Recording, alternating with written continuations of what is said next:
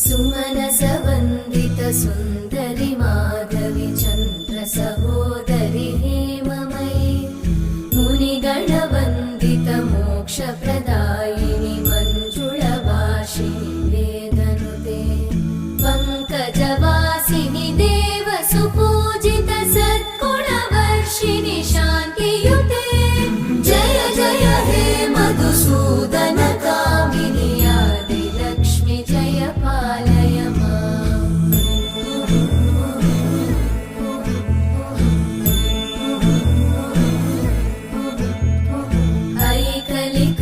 ऐकलिकल्मषनाशिनि का